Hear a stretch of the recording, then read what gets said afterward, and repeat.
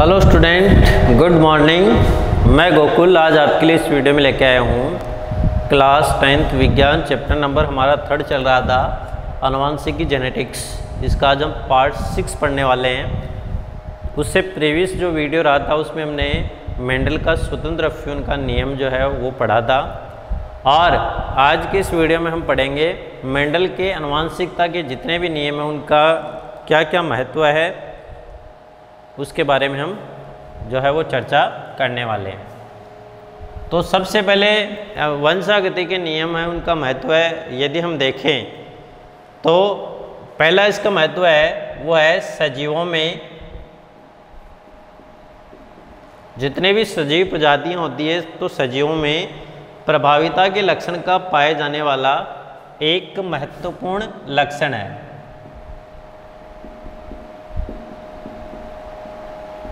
प्रभाविता के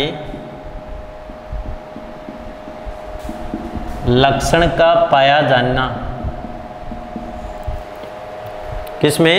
सजीवों में प्रभाविता के लक्षण का पाया जाना अत्यंत महत्वपूर्ण है, क्योंकि अनेक हानिकारक व घातक जीन अत्यंत महत्वपूर्ण है, क्योंकि अनेक घातक व हानिकारक जीन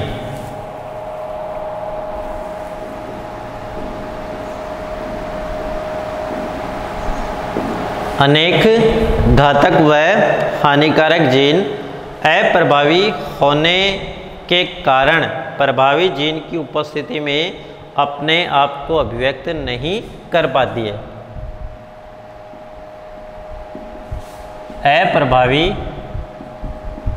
होने के कारण, क्योंकि जो घातक जीन होती है, हानिकारक जीन होती है, वो अप्रभावी होने के कारण प्रभावी जीन की उपस्थिति में अपने आप को अभिव्यक्त नहीं कर पाती है। प्रभावी जीन की उपस्थिति में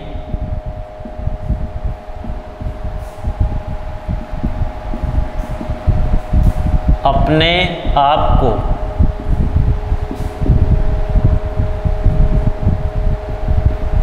अभिव्यक्त नहीं कर पाती है।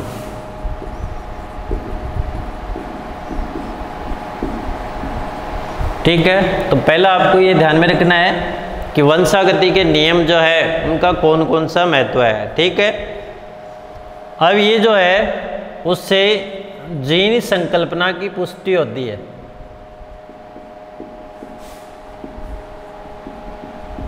जो वंशागति के नियम है उन नियमों से जीन संकल्पना है उसकी क्या होती है? पुष्टि होती है।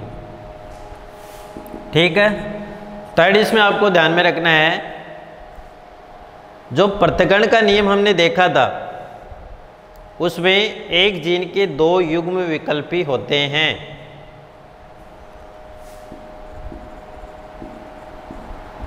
पृथक्करण के नियमानुसार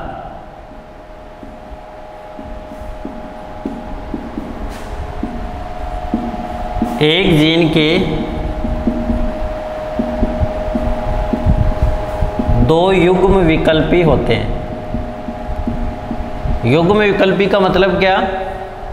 जो पृथक्करण के नियम के अनुसार हमने देखा था कि एक जीन है उसके 2 युग्म विकल्पी एलील होते हैं जो अपना अलग अलग प्रभाव जो है वो परिलक्षित करते हैं, और ये दोनों युग्म विकल्पी क्या करते हैं? 2 लक्षणों को नियंत्रित करते हैं। 2 युग्म विकल्पी होते हैं जो 2 विपर्यासी लक्षणों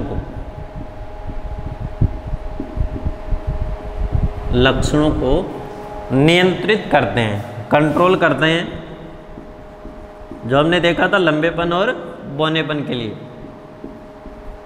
तो थर्ड इसका ये होगा। फोर्थ आपको इसमें ध्यान रखना है कि मेंडल के नियमों से संकर संतति में उत्पन्न नए लक्षणों के बारे में पता चलता है। मेंडल के नियमों से संकर संतति में उत्पन्न हुए नए लक्षणों का पता चलता है।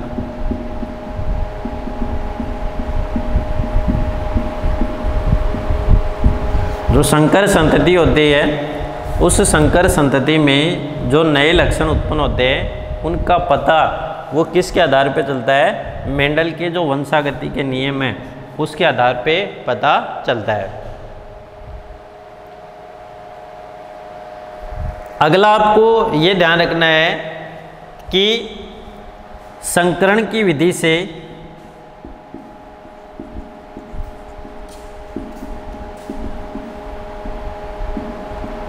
अनुपयोगी लक्षणों को हटाया जा सकता है तथा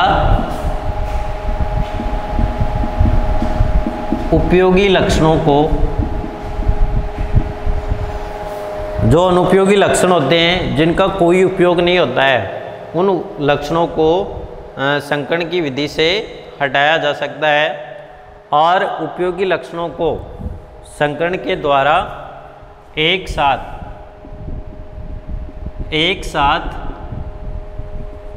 एक ही जाति में लाया जा सकता है, एक ही जाति में लाया जा सकता है। और अगला इस नियम के जो महत्व है नेक्स्ट, तो इनका उपयोग किनका? इन नियमों का। तो इनके नियमों का उपयोग करते हुए रोग प्रतिरोधक व अधिक उत्पादन देने वाली फसली पौधों की किस्में विकसित की जा सकती है। रोग प्रतिरोधक किस्में व अधिक उत्पादन देने वाली फसलों की किस्में उत्पन्न की जा सकती है। ठीक है, किसका उपयोग करते हुए? इन वंशागति के नियमों का उपयोग करते हुए। नेक्स्ट जो है अगला वो है मानव जाति के सुधार संबंधित विज्ञान की शाखा। इंपॉर्टेंट क्वेश्चन है, मानव जाति के सुधार संबंधित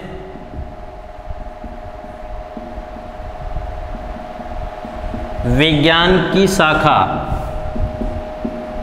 सुजननिकी यूजेनिक्स। तो मानव जाति के सुधार संबंधित या मानव जाति में सुधार से संबंधित विज्ञान की शाखा जो है सुजननिकी यूजेनिक्स मेंडल के नियमों पर आधारित है। इंपॉर्टेंट क्वेश्चन बनता है, किसके ऊपर आधारित है? मेंडल के नियमों पर आधारित है। तो ये जो विज्ञान की शाखा है सुजननिकी, ये किसके ऊपर आधारित है? मेंडल के वंशागति के नियमों के ऊपर आधारित है। तो ये आपको कुछ बातें हैं वो या कुछ महत्व है वो आपको याद रखने हैं। अब अगला जो हमारा पॉइंट आएगा, तो हमने पहले उसकी परिभाषा जो दे रखी थी उसको पढ़ा था, तो अब हम उसको विस्तृत पढ़ते हैं। संकर पूर्वज संकरण, जिसमें हमने परीक्षण और बाह्य संकरण देखे थे। संकर पूर्वज संकरण या पश्च क्रॉस, तो अब इसको हम विस्तृत पढ़ते हैं इनके क्रॉस के द्वारा। और परीक्षा की दृष्टि से ये जो टॉपिक है वो काफ़ी इम्पोर्टेंट है और इससे काफ़ी बार क्वेश्चन जो है वो पूछे जाते हैं। तो है अगला संकर पूर्वज संकरण, या इसको हम बोलते हैं पश्च क्रॉस या पश्च संकरण। या यदि हम इसको कहें तो हम क्या बोल सकते हैं, बेक क्रॉस। Bake cross. अब देखो ये जो कुछ पॉइंट्स मुख्य हैं जिसमें बेक क्रॉस हम पढ़ेंगे। अब इसमें जो क्रॉस की प्रक्रिया होगी वो F1PD का क्रॉस यदि प्रभावी से करवाएं या अप्रभावी से करवाएं, उसके आधार पे ये जो क्रॉस है उसको बोलते हैं संकरण क्रॉस। तो इसको यदि हम परिभाषा के रूप में लिखें तो हम क्या लिख सकते हैं, इस संकरण में F1PD का क्रॉस प्रभावी या अप्रभावी जनक वाले पौधों में से किसी के भी साथ करवा दिया जाए तो ऐसा संकरण कौन सा संकरण कहलाता है, पश्च संकरण कहलाता है, संकर पूर्वज संकरण कहलाता है या बेक क्रॉस कहलाता है। ठीक है, तो इसको हम कैसे लिख सकते हैं, वह संकरण जिसमें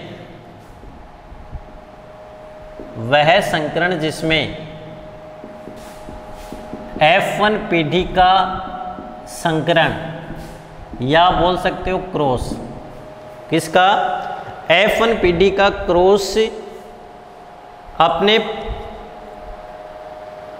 दोनों जनकों में से किसी से भी करवा दिया जाए का cross capital T small t। ये क्या है, F1PD का क्रॉस दोनों जनकों में से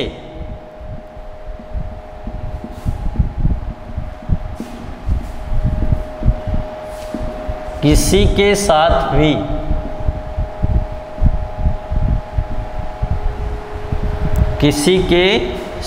भी करवा दिया जाए तो उसे कौन सा क्रॉस बोलते हैं, संकर पूर्वज संकरण या पश्च संकरण या बेक क्रॉस कहते हैं। तो दोनों जनकों में से चाहे वो प्रभावी हो चाहे वो अप्रभावी हो, उनमें किसी के साथ भी यदि करवा दिया जाए तो उसे बेक क्रॉस के नाम से जाना जाता है। ये फिर दो प्रकार का होता है, एक तो होता है आउट क्रॉस, बाह्य संकरण,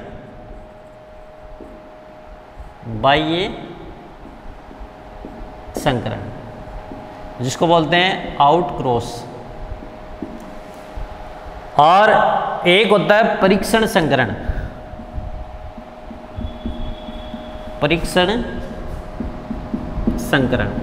जिसको बोलते हैं टेस्ट क्रॉस।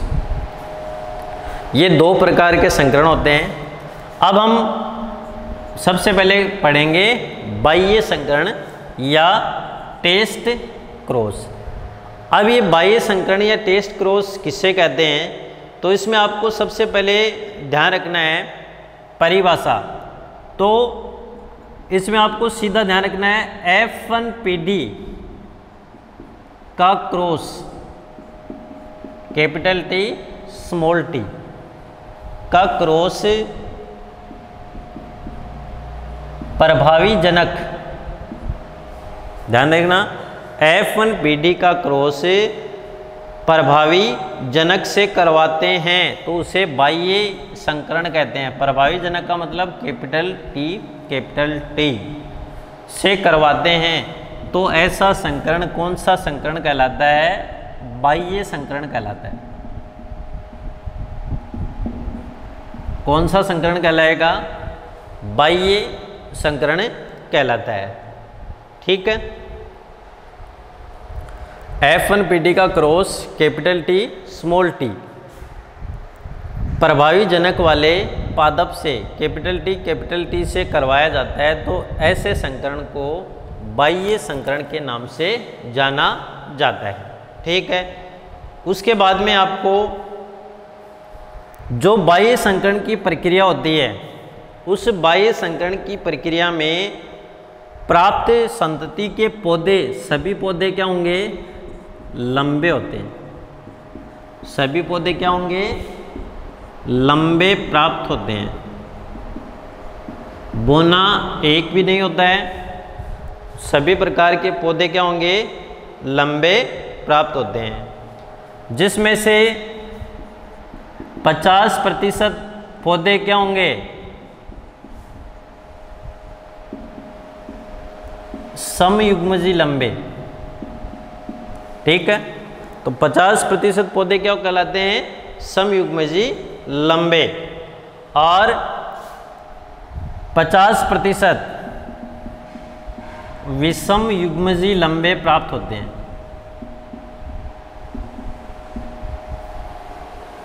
विषम युग्मजी लंबे, तो 50% समयुग्मजी के लंबे का मतलब कैपिटल टी और कैपिटल टी, और 50% लंबे हैं तो कैपिटल टी और स्मॉल टी।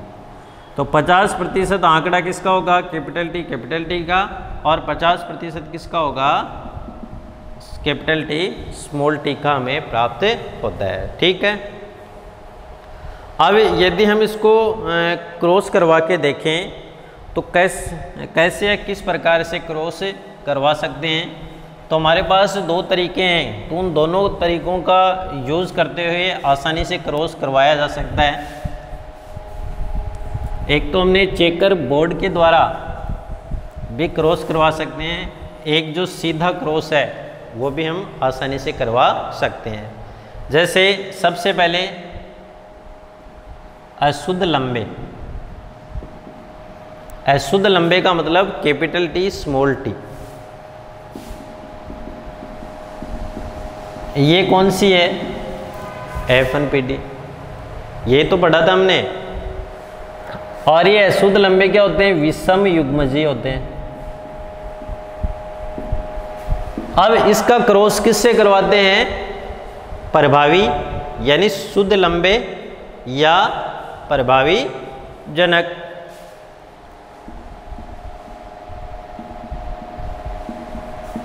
शुद्ध लंबे या हम बोल सकते हैं प्रभावी जनक। इसमें क्या होता है, कैपिटल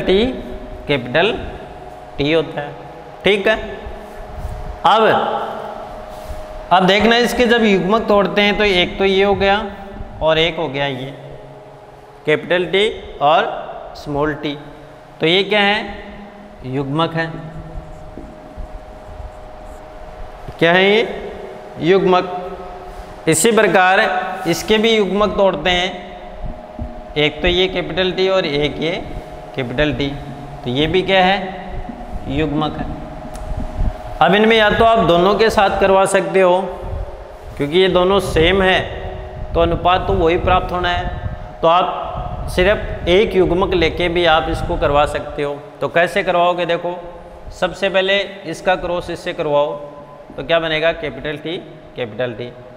उसके बाद में इसका क्रॉस इसके साथ करवाओ तो क्या बन जाएगा, कैपिटल टी स्मॉल टी। ये पौधे क्या होंगे, शुद्ध लंबे और समयुग्मजी। ये क्या होंगे, अशुद्ध लंबे और विषम युग्मजी। यानी दोनों एलील क्या है, अलग अलग है इसलिए विषम युग्मजी, और दोनों एलील क्या है, समान है इसलिए क्या हो जाएंगे, समयुग्मजी हो जाएंगे। इसका मतलब 50% तो ये हो गए और 50% पौधे हैं वो हमें ये प्राप्त हो गए। अब इसके देखो जीन प्रारूप और लक्षण प्रारूप लिखते हैं, तो सबसे पहले हम लिखते हैं लक्षण प्रारूप।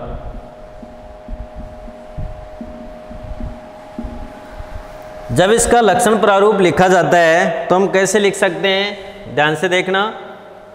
लक्षण प्रारूप में ये लंबे और ये भी लंबे, तो हम लिख सकते हैं 100% लंबे पौधे।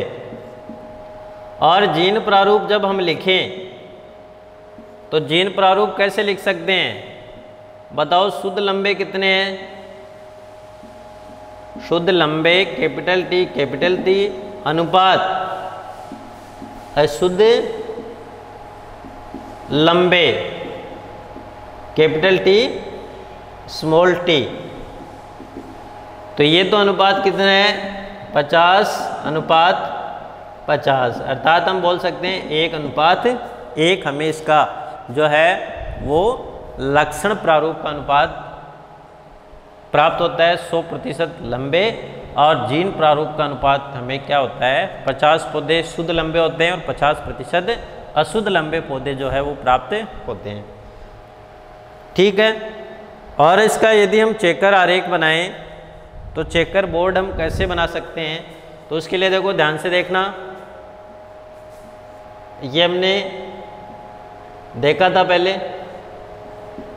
Capital T small T capital T, ये लो ये नर ये मादा। तो इसमें देखो कैपिटल टी और स्मॉल टी, तो 50% और 50% पौधे हमें प्राप्त होते हैं। तो इस प्रकार जो है वो हम आसानी से जो है इनके बारे में समझ सकते हैं। तो ये क्रॉस कौन सा होता है, संकर पूर्वज क्रॉस का पहला पार्ट है, जिसे बोलते हैं बाह्य संकरण या आउट क्रॉस। अगला जो परीक्षा में काफ़ी बार पूछा जाता है, इम्पोर्टेंट है, इसके बारे में नहीं पूछ के, जो परीक्षण संकरण होता है या जिसे टेस्ट क्रॉस बोलते हैं, इस टेस्ट क्रॉस के बारे में एग्ज़ाम में काफ़ी बार पूछा गया है और पूछा भी जाएगा आगे भी। तो अगला इसका दूसरा प्रकार है परीक्षण संकरण, या हम इसको बोलते हैं टेस्ट क्रॉस। टेस्ट क्रॉस को यदि हम परिभाषित करें तो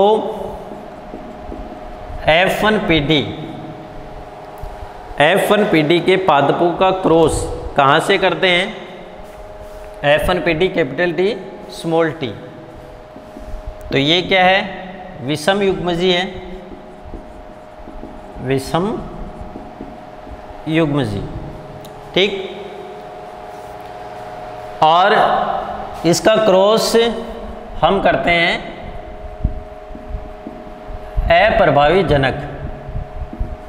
तो अप्रभावी जो जनक होता है वो क्या होता है, ये अप्रभावी जनक स्मॉल टी से करवाते हैं। तो ये भी क्या होता है, समयुग्मजी होता है, समयुग्मजी अप्रभावी है। और यदि हम इसको लिखें तो क्या लिख सकते हैं, शुद्ध बोने, और एक है अशुद्ध लंबे, शुद्ध बोने या अशुद्ध लंबे। अब हमने देखा था इसके युग्मक, तो इसके युग्मक कौन कौन से बनते हैं, कैपिटल टी स्मॉल टी, और इसके स्मॉल टी और स्मॉल टी बनता है। अब इसका क्रॉस करवाते हैं तो कैपिटल टी और स्मॉल टी, और उसके बाद में इसका इससे क्रॉस करवाते हैं तो कितना प्राप्त होता है, स्मॉल टी प्राप्त होता है। ठीक है। इसका मतलब ये तो क्या हो गए, अशुद्ध लंबे हो गए, और ये क्या हो गए, शुद्ध बोने हो गए। अशुद्ध लंबे और ये शुद्ध बोने पौधे प्राप्त होते हैं। तो यदि हम इसको परिभाषा के रूप में लिखें तो हम क्या कैसे लिख सकते हैं, वह संकरण जिसमें F1PD के पादपों का क्रॉस या F1PD के संकर का क्रॉस अप्रभावी जनक से करवाया जाता है, तो इस प्रकार के संकरण को परीक्षण संकरण या टेस्ट क्रॉस कहते हैं। F1PD में हमें कैपिटल टी स्मॉल टी प्राप्त होता है, जो अशुद्ध लंबे होते हैं, विषम युग्मजी होते हैं, दोनों एलील अलग अलग हैं। अप्रभावी जनक इसका मतलब शुद्ध बोने होते हैं, कैपिटल टी स्मॉल टी सम युग्मजी होते हैं। जब इसका युग्मक विभाजन करते हैं तो कैपिटल टी और स्मॉल टी, और यहाँ स्मॉल टी है, और इसका जब क्रॉस करवाते हैं तो 50% क्या होंगे, अशुद्ध लंबे, और 50% पौधे कौन से प्राप्त होते हैं, शुद्ध लंबे पौधे प्राप्त होते हैं, शुद्ध बोने, अशुद्ध लंबे पौधे 50% और शुद्ध बोने पौधे कितने प्राप्त होते हैं, 50% पौधे प्राप्त होते हैं। इसका मतलब हम यदि इसको देखें तो समयुग्मजी और विषम युग्मजी जो है वो हम किस प्रकार से लिख सकते हैं। तो हम इसका जीन प्रारूप और लक्षण प्रारूप लिखें तो सबसे पहले लिखें लक्षण प्रारूप। लक्षण प्रारूप में देखो लंबे पौधे कितने हैं, कितने हैं 50%, और बौने पौधे का अनुपात भी कितना है 50%। इसी प्रकार इसका जीन प्रारूप जब लिखें, जीन प्रारूप, तो जीन प्रारूप कितना हमें प्राप्त होता है, तो देखना इसमें कैपिटल टी और स्मॉल टी अनुपात स्मॉल टी और स्मॉल टी, तो कितना होता है 50% अनुपात 50% हमें पौधे प्राप्त होते हैं। तो इस प्रकार जो है वो हमने देखा कि जो परीक्षण संकरण होता है उस परीक्षण संकरण में लक्षण प्रारूप और जीन प्रारूप का अनुपात समान प्राप्त होता है, अर्थात 1:1 पौधे जो है वो प्राप्त होते हैं। तो इस प्रकार इस परीक्षण क्रॉस के साथ हमारे जो चैप्टर है वो कंप्लीट होता है, और इससे रिलेटेड जितने भी क्वेश्चन हैं तो उस सब की आपको प्रैक्टिस करनी है घर पे, और कोई दिक्कत हो तो आप पूछ सकते हैं, ठीक है। तो इस प्रकार आज के इस वीडियो में हमने आनुवंशिकता या वंशागति के नियमों के महत्व को जाना, और उसके बाद में हमने जो संकर पूर्वज संकरण या पश्च संकरण है वो किसे कहते हैं, उसके 2 प्रकार हैं, जिसमें हमने सबसे पहले आउटक्रॉस देखा था, परीक्षण आउटक्रॉस, और सेकंड हमने देखा था टेस्ट क्रॉस। आउटक्रॉस का मतलब बाह्य क्रॉस और परीक्षण क्रॉस। तो इस प्रकार ये हमारा जो चैप्टर है वो कंप्लीट होता है।